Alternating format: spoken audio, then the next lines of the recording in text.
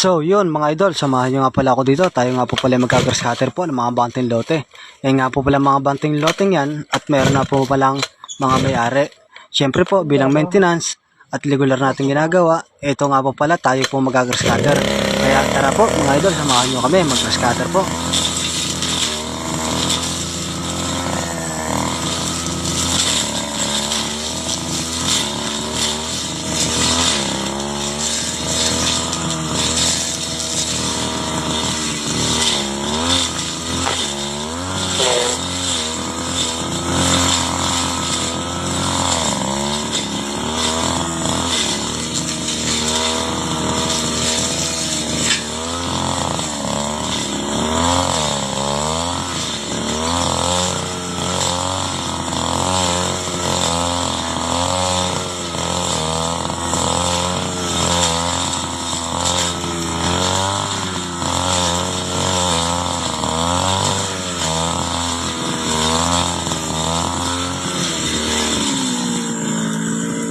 So yun na nga po mga idol, tumigil na po sa pag-grass cutter.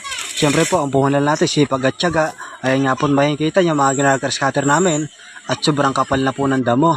Ayan na nga po yung kanina at ngayon po ay malinis na at nag-grass cutter na po namin. Siyempre po, ayan po at huwag pong kalimutan, pakipalo po ang aking account, palike, pa-share na rin po. Maraming salamat po mga idol, hanggang dito lang po.